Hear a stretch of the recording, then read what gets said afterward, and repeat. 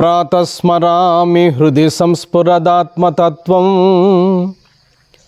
సత్యుత్సుకం పరమహంస గతిం తురీయం యస్వప్నజాగర సుసుప్తమవైతి నిత్యం తద్బ్రహ్మ నిష్కళమహం నశభూత సంగః.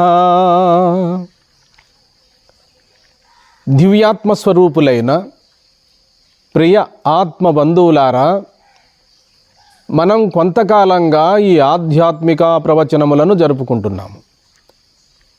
ఇందులో భాగంగా ఈరోజు మన ప్రస్తావన ఏమనగా, ఏ సాధన ద్వారా తొందరగా బ్రహ్మ సాక్షాత్కార జ్ఞానం పొందగలము, అసలు నిజంగా సాధనలు ఉన్నవా లేవా, కేవలము మహావాక్య విచారణే సరిపోతుందా అనేటువంటి మొదలుగా గల అంశములపైన ఈనాడు మనం ప్రస్తావన చేద్దాం. మన భారతదేశములో నేడు సనాతన కాలం నుండి కూడా ఈ సాధనలు అనేటివి కొనసాగిస్తూనే వస్తున్నారు. మీకు తెలుసు, నాకు తెలుసు, ఎందరో మహానుభావులు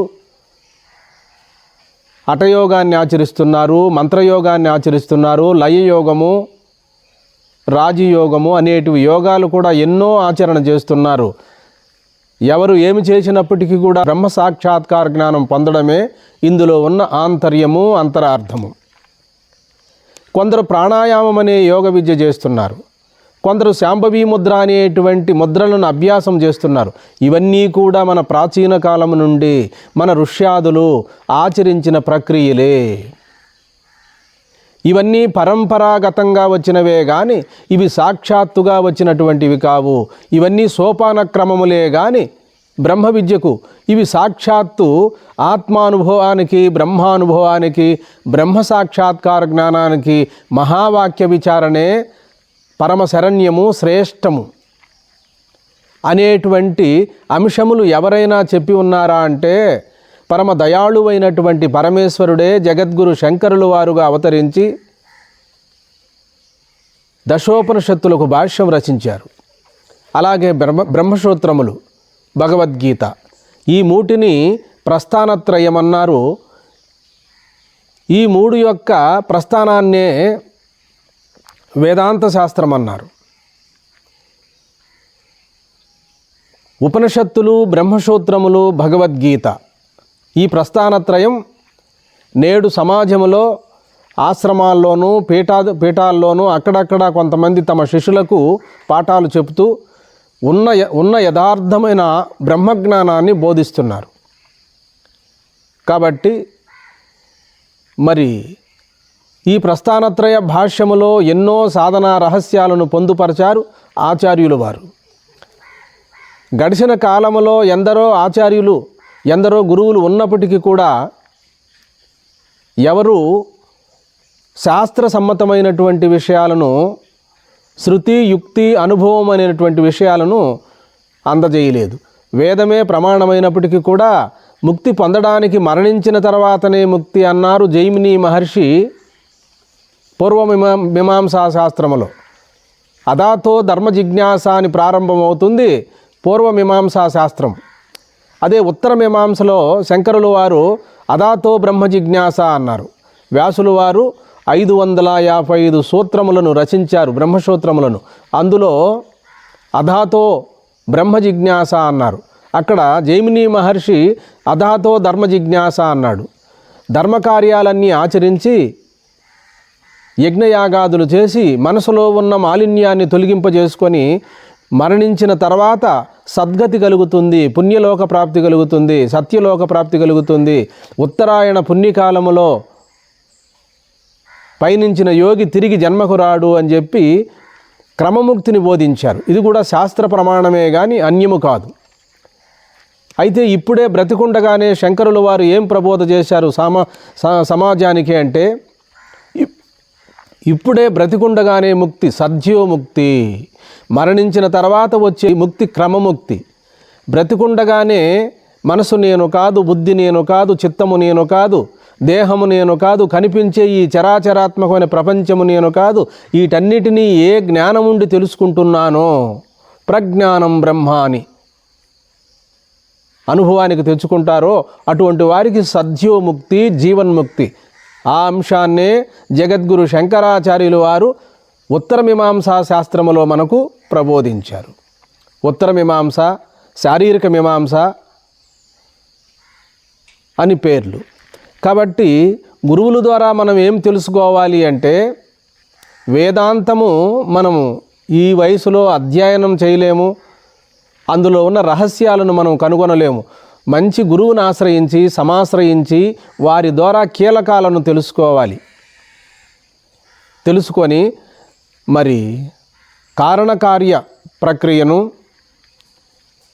దృగ్దృశ్య ప్రక్రియను, పంచకోశ ప్రక్రియను, ఈ 3 ప్రధానమైనటువంటి భూమికలు వేదాంత తత్వాన్ని తెలుసుకోవడానికి సింహద్వారం వంటివి ఈ కార్యకారణ ప్రక్రియ, దృగ్దృశ్య ప్రక్రియ, దృగ్దృశ్య వివేకమని కూడా అంటారు. ప్రక్రియ అన్నా వివేకమన్నా రెండూ ఒకటే.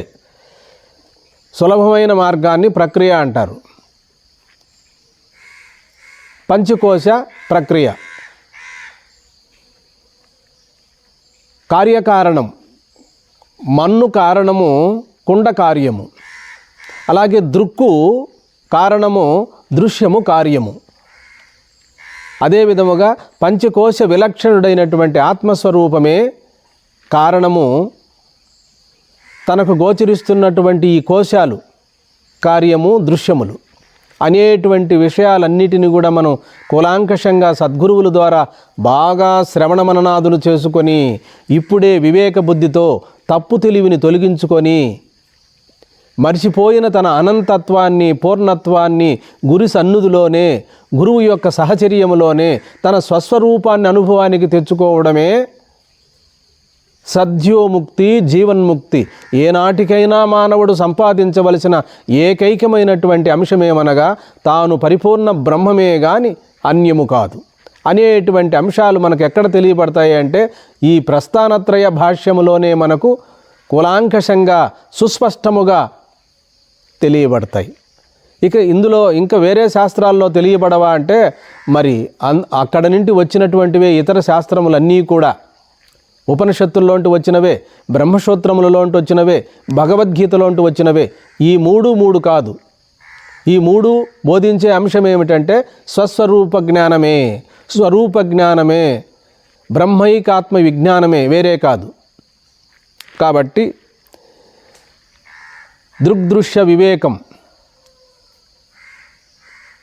నిత్యానిత్య వస్తు వివేకం, ఆత్మానాత్మ వివేకం అనేటివి ఈ కీలకాలను ముందు తెలుసుకోవాలి. దృక్కనగా తాను, దృశ్యమనగా తనకు గోచరించేటువంటి ప్రపంచం. ఆ విధముగా దృక్కే తాను గాని దృశ్యము కాదు. దృక్కు బ్రహ్మము, దృశ్యము జడము. దృక్కు చైతన్యము, దృశ్యము జడము అనేటువంటి అంశాలను సూక్ష్మబుద్ధితో తెలుసుకొని ఇప్పుడే ఇక్కడే మరణించక పూర్వమే ఈ శరీరములో పటుత్వం ఉన్నప్పుడే మనము ఆత్మానాత్మ విచారణ చేసుకొని అనాత్మను విడనాడి ఆత్మతో ఏకమై మిగలాలి. దృక్కే నేను కాని దృశ్యము నేను కాదు, చైతన్యమే నేను కాని జడము నేను కాదు, ఆత్మయే నేను కాని అనాత్మ నేను కాదు. ఆత్మనగా అన్నిటినీ ప్రకాశింపజేసేటువంటి సత్తా స్ఫూర్తి. జడమునకు మరి ప్రకాశించే గుణము లేదు. జడానికి తన ముందున్నటువంటి పదార్థాన్ని కానీ తాను కానీ గుర్తించలేదు. మరి వేరే చైతన్యం ద్వారా గుర్తింపబడేదే జడము. కాబట్టి దృక్కు చేతనే జడము ప్రకాశింపబడుతున్నది. జలముంటేనే తరంగం ఉన్నది, మన్ను ఉంటేనే కుండ ఉన్నది, బంగారం ఉంటేనే ఆభరణం ఉన్నది. ఇవన్నీ సాదృశ్యములే కానీ వేరు కాదు.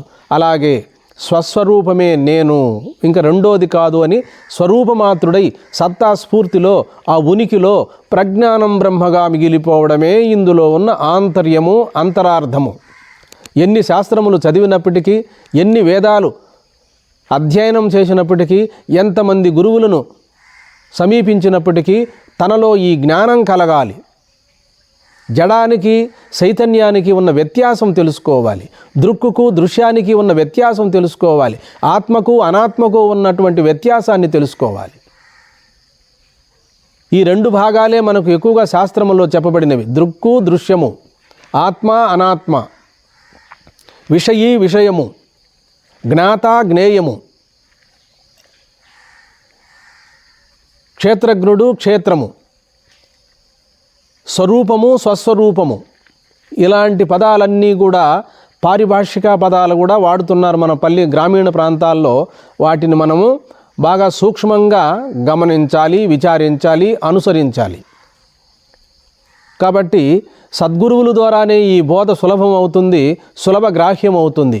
వేదములు, వేదాంగములు, ఉపనిషత్తులు, షడ్దర్శనములు, తర్కశాస్త్రము, మీమాంసా శాస్త్రము, జ్యోతిష శాస్త్రము, కల్పశాస్త్రము, నిరుక్తా శాస్త్రము, ఇవన్నీ కూడా నీ స్వరూపాన్ని తెచ్చిపెట్టవు. మరి ఆత్మజ్ఞానం పొందేవారికి పూర్వము మహనీయులు ఏర్పాటు చేశారు. తగుమాత్రం తర్కం ఉండాలి, తగుమాత్రం న్యాయశాస్త్రం ఉండాలి ఆత్మజ్ఞానం తెలుసుకోవడానికి. పూర్వము మన వాళ్ళు ఇలాగే ఆత్మను తర్కించారు. కాబట్టి తర్కమునకు అందదు ఆత్మజ్ఞానం. తర్కము ఏమాత్రం కొంతమేరకే అవసరం. కాబట్టి మనకు వేదములలో, ఉపనిషత్తులలో ఏమి చెప్పారో ఆ అంశాన్ని మనము బాగా శ్రద్ధాభక్తులతో సూక్ష్మంగా విచారించి ఆత్మస్వరూప విజ్ఞానాన్ని ఇప్పుడే బ్రతికుండగానే అనుభవానికి తెచ్చుకోవాలి. అనుభవాత్మకమైనటువంటి విచారణ కొనసాగాలి. కాబట్టి అనుభవం మీదనే ఏదైనా మనం విచారణ చేయాలి. జాగ్రత్త, స్వప్న, సుషుప్తి 3 అవస్థలు కూడా తన అనుభవంలోనే జరుగుతున్నవి. ఈ అనుభవాన్ని మినహాయించి వేరేగా మనము చేయలేము. ఏది విచారించినప్పటికీ కూడా అనుభవసారంగానే విచారించాలి. కాబట్టి తన ఎరుక యందే సమస్త ప్రపంచము తోస్తూ ఉంది, గోచరిస్తూ ఉంది. మెలకువను వీడి జాగ్రత్త లేదు. తన మెలకువలోనే విశ్వాంతరాలు తెలియబడుతున్నవి. తన మెలకువలోనే సమస్త కార్యాచరణ జరుగుతున్నది. తన మెలకువనగా సాక్షాత్తు సాక్షి అనుభవమే గాని వేరు కాదు. కాబట్టి జాగ్రత్త, స్వప్నము, సుషుప్తి ఈ 3 అవస్థలు కూడా తన యందు కల్పితమైనవే గాని అవస్థల్లో తాను లేడు. తన యందే అవస్థలు తోస్తూ ఉన్నవి. ఎండమావులు యందు జలము వలెను, ముత్యపు సిప్ప యందు వెండి వలెను, స్థాణువునందు పురుషుని వలెను, ఆకాశమునందు నీలత్వం వలెను, ఎండమావులు యందు జలము వలెను, రజ్జువునందు సర్పము వలెను, ఆత్మయందు నామరూపాత్మకమైన ప్రపంచము తోస్తూ ఉంది, కల్పింపబడినది. దృక్కునందు దృశ్యము కల్పింపబడినది, ఆత్మయందు జడము కల్పింపబడినది. అధ్యారోప అపవాదం వేదాంత శాస్త్రములకు అత్యంత ప్రాముఖ్యమైనది. అధ్యారోప అపవాదం శుద్ధ నిర్గుణ పరబ్రహ్మమునందు ఈ నామరూపాత్మకమైన ప్రపంచమును ఆరోపించారు. తిరిగి దాన్ని అపవాదము చేసి ఉన్నది పరిపూర్ణ బ్రహ్మము తప్ప రెండో పదార్థము లేదనే సకల వేదముల సారము, ఉపనిషత్తుల సారము, నిగమాగమముల సారము, సకల వేద వాంగ్మయమంతా కూడా ఈ అధ్యారోప అపవాదమే ముఖ్యమైనటువంటి ఏకైకమైనటువంటి విచారణ సాధన అని చెప్తున్నారు. శుద్ధ నిర్గుణ బ్రహ్మమునందు మనోబుద్ధులు అధ్యారోపం చేశారు. ఈ అధ్యారోపం చేసిన దాన్ని అపవాదం అంటే తీసివేయడం. అవిద్య అనగా ఏమో కాదు, తప్పు తెలివి. తాను బ్రహ్మమే గాని అన్యము కాదు. తాను దేహేంద్రియాదులని తప్పుగా తెలుసుకున్నాడు కాబట్టి ఈ తప్పు తెలివి తొలగించుకుంటే తాను పరిపూర్ణ బ్రహ్మమే. అశాస్త్రీయమైనటువంటి పద్ధతిని వదిలేసి శాస్త్రీయమైనటువంటి విచారణ కొనసాగించి శృతి, యుక్తి, అనుభవము, సార్వత్రిక పూర్ణానుభవాన్ని మానవుడు ఏ రోజుటికైనా తెలుసుకోవాలి, ఆచరించాలి, అనుసరించాలి. అనుభవము అనగా ప్రతిచర్యకు కూడా నేననేటువంటి అనుభవం ఉంటేనే ఆ అనుభవం మీదనే ఇవన్నీ జరిగిపోతున్నవి. జాగ్రత్త స్వప్నాలైతేనేమి, సుషుప్తి అయితేనేమి, ఈ సమస్త విచారణ కూడా తాననే అనుభవం మీదనే జరుగుతున్నది. అనుభవం లేకుండా ఏమీ జరగడానికి లేదు. కాబట్టి ఇలాంటి సూక్ష్మమైనటువంటి ఆత్మవిద్య ఎప్పుడు మనకు వస్తుందంటే ఆహార నియమం కావాలి, సమయపాలన కావాలి, సత్ప్రవర్తన కావాలి, సజ్జన సహవాసం కావాలి, సద్గ్రంథ పఠనం కావాలి, తెల్లవారుజామున 4 గంటలకే క్రమము తప్పకుండా స్నానం చేయాలి. ఏదో శరీరానికి బడలిక వస్తే తప్ప, లేదంటే వీలున్నంత వరకు ప్రాతకాలములోనే దినచర్యను ముగించుకొని ప్రతిరోజు కూడా ఈ ఆత్మానాత్మ విచారణలో నెలకొని ఉండాలి. భగవాన్ రమణ మహర్షులు చెప్పినట్టుగా నేను ఎవరు అనేటువంటి కాన్సెప్టు, ఈ నేననేటువంటిది ఎక్కడ పుట్టిందో ఆ నేను పుట్టుచోటు, నేను లయం కావడమే మోక్షము, జన్మరాహిత్యము, కైవల్యము, అపవర్గము, ముక్తి అన్నారు. కాబట్టి ఏది ఉండడం వల్ల నేననే స్ఫురణ ఉన్నదో అదే ఆత్మస్వరూపము అన్నారు. ఆత్మను ఇది అని బోధించకూడదు, విషయం అవుతుంది. కాబట్టి ఆత్మను సంకేతము రూపంగా, సంజ్ఞ రూపంగా చెప్పాయి శాస్త్రాలు. అధ్యారోప అపవాదమే అత్యంత ప్రాముఖ్యమైనటువంటిది. అందుకోసమే సకల వేదములు, ఉపనిషత్తులు అన్నీ కూడా వచ్చాయి. అజ్ఞానాన్ని తొలగించడం కొరకే వచ్చింది శాస్త్రము, బ్రహ్మాన్ని పుట్టించడం కొరకు కాదు. బ్రహ్మము సుప్రతిష్టమై సిద్ధ బుద్ధ ముక్త స్వరూపం, సచ్చిదానంద స్వరూపం, మన స్వస్వరూపం. కాబట్టి మనము ఏమి చేసినప్పటికీ కూడా యుక్తియుక్తంగా ఉండాలి, సూక్ష్మంగా మనం గుర్తించాలి. ఒక వస్త్రాన్ని చూసాము, ఆ వస్త్రాన్ని చూసినప్పుడు అది రంగులంతా కనపడుతుంది. సూక్ష్మంగా విచారిస్తే నూలు పోగులు కనపడతాయి. ఇంకా సూక్ష్మంగా గుర్తిస్తే పత్తి గుర్తుకొస్తుంది.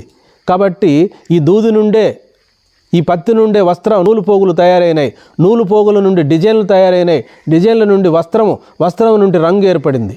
సూక్ష్మంగా మనం కూడా విచారిస్తే ఈ జగత్తును స్థూలంగా చూస్తే నామరూపాత్మకంగా ఉంది, ఇంకా సూక్ష్మంగా చూస్తే స్వరూపంగా ఉంది.